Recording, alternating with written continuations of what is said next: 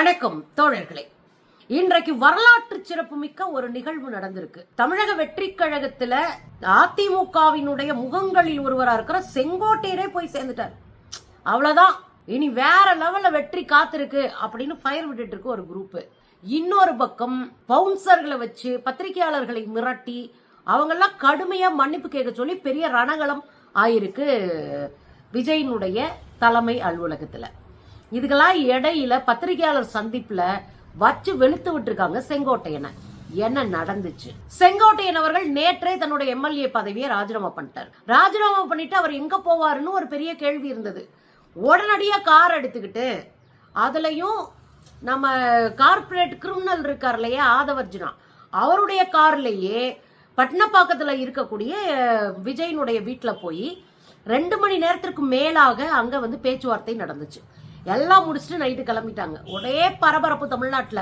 அவ்வளோதான், செங்கோட்டையன் அவர்கள் போய் சேர்ந்துட்டாரு, இனி என்ன பிடிக்க முடியாது.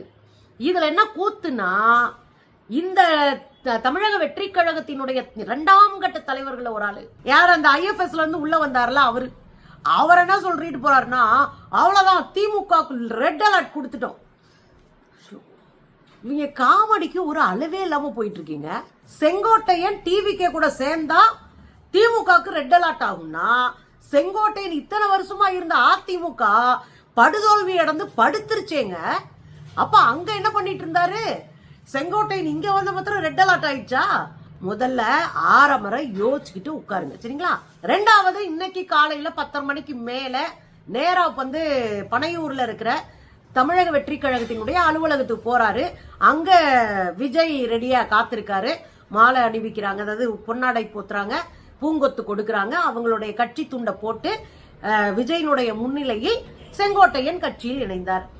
எனக்கு என்ன சிரிப்பு வந்துச்சுன்னா, எங்க நேத்து 1.5 வருஷம் 2 வருஷம் கட்சிங்க இது. 50 வருஷமா நான் வந்து அரசியல் இருக்கேன், நான் வந்து எம்ஜிஆர் காலத்துல எம்எல்ஏவா இருந்தவன் அப்படின்லாம் உருட்டிட்டு இருந்தாருங்க. இங்க இவ்வளோன்னு யோசிக்காம எந்த பின்னணியில இவர் அங்க போய் சேர்றாரு?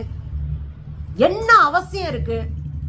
தன்னை எஸ்டாப்ளிஷ் பண்ணிக்கிறாத ஒரு கட்சி, குறைந்தபட்சம் தேர்தலை சந்திக்காத கட்சி, குறைந்தபட்சம் அரசியல் அனுபவம் இல்லாத ஒரு கட்சி, அதுல போய் 50 வருஷம் அனுபவம் உள்ள ஒருத்தர் சேர்றாருனா பின்புலம் ரொம்ப சிம்பிள். பாஜகவினுடைய பிதாமகனாக இருக்கக்கூடிய அமித்ஷா தான் இந்த சோழிக்கு பின்னாடி இருக்கிற ஒரு ஆளு. நம்ம பேசுவோம். இங்க ஒரு பக்கம் காடை வாங்கி துண்ட தோல்ல வாங்கிக்கிட்டு தன் கட்சியில தன்னோடு முன்னாள் எம்பிக்கள் எம்எல்ஏக்கள் எல்லாரையோட போய் 50 பேரை கூட்டிட்டு போய் சேர்ந்திருக்காரு. 50 வருஷம் அரசியல் 50 பேர் தான் சிக்கி இருக்காங்க செங்கோட்டையனுக்கு.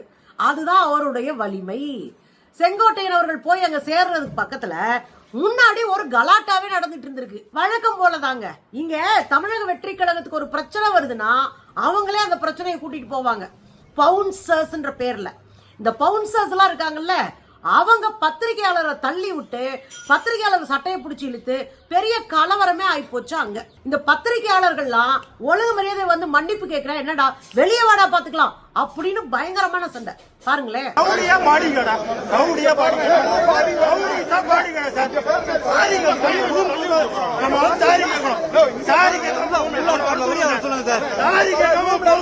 அப்புறம் ஆதவர்ஜுனா, அப்புறம் அவன் இவன் ஒரு 5-6 பேர் வந்து டப்புனு பத்திரிகையாளர்கள்ட்ட பேசி மன்னிப்பு கேட்டு அவங்க நெத்தியில இருந்த காயத்துக்கெல்லாம் மருந்து போட்டு எல்லாம் செஞ்சு சமாதானப்படுத்தி இருக்கிறாங்க.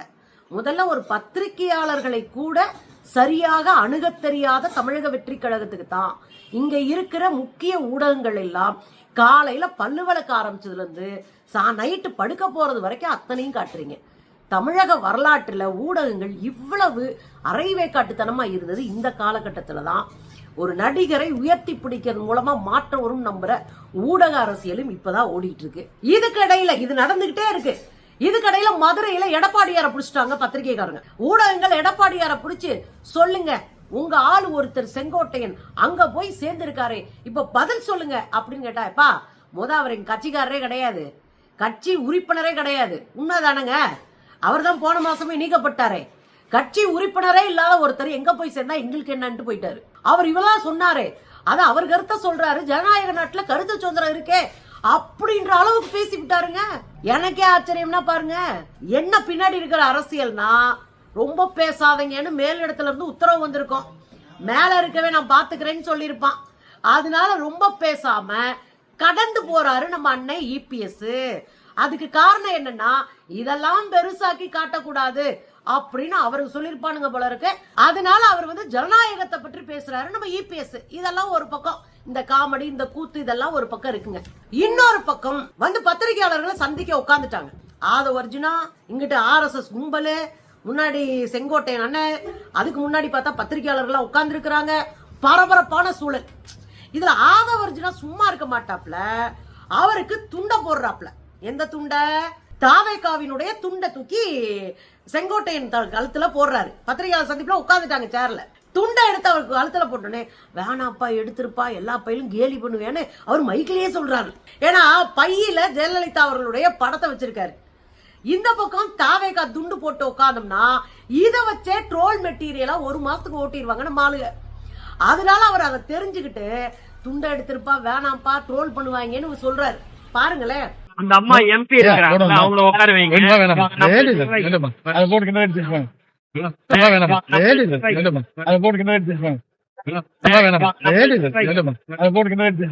இதுக்கு இடையில விஜய் அவர்கள் ஒரு வீடியோவை வெளியிட்டு இருக்காரு. அந்த வீடியோல என்ன சொல்றாருன்னா, 50 ஆண்டுகள் ஒரு கட்சியில இருந்தவர், 2 தலைவர்களோட அரசியல்ல வேலை பார்த்தவர், அவ்வளோ பெரிய ஆள் நம்ம கூட வந்துட்டாருன்னு ஒரு பில்டப் கொடுக்குறாரு. இனி எல்லாமே ரைட்டு தான், எல்லாம் நல்லதா நடக்கும், நல்லதே நடக்கும், நல்லதே நடக்கும், வெற்றி நமதே அப்படின்லாம் முடிச்சாரு.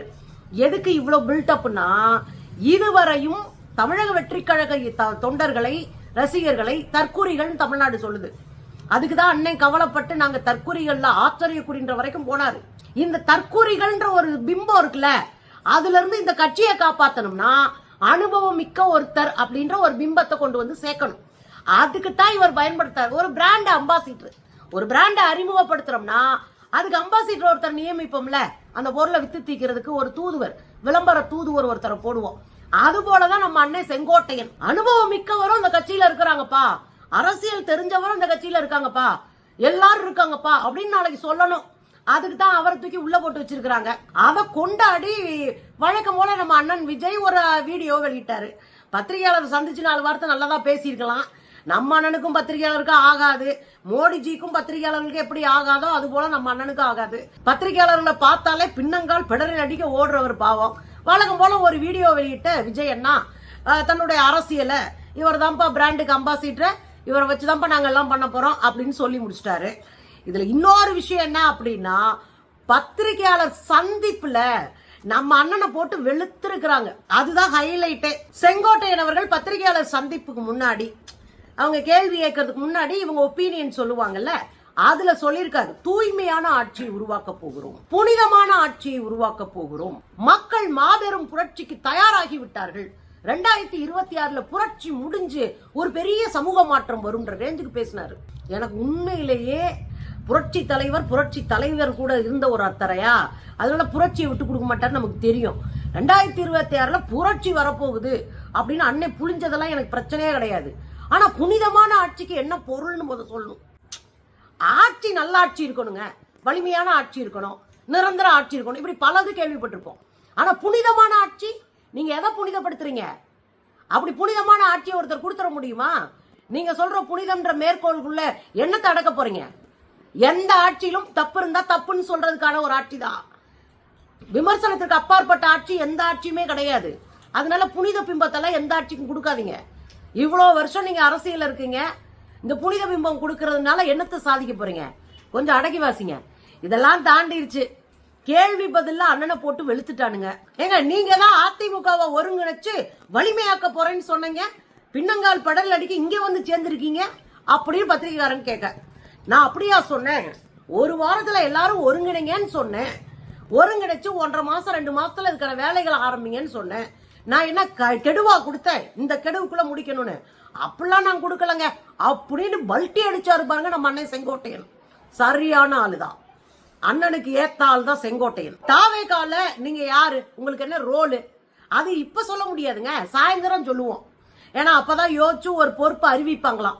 அண்ணனுக்கு வந்து கொங்கு மண்டலத்தினுடைய அமைப்பாளர் பதவி கொடுப்பாங்களாம். அப்படி இல்லைன்னா புஷி ஆனந்துக்கு நிகரான ஒரு பதவி கொடுக்கலாம் அப்படின்னு ஒரு வாய்ப்பு இருக்கான்.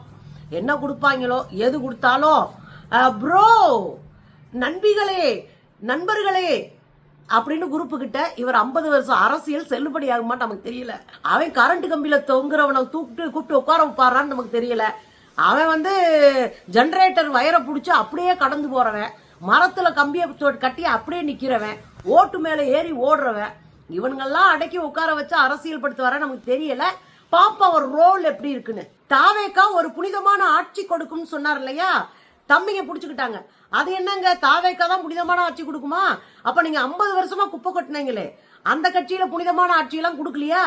எம்ஜிஆர் ஜெயலலிதா அவர்களா உங்க தலைவர்னு சொன்னீங்களே, அவங்களாம் புனிதமான ஆட்சி கொடுக்கலையா? நான் அவங்க கொடுக்கலன்னு சொல்லலையே, அவங்களும் புனிதமான ஆட்சி தான் கொடுத்தாங்க.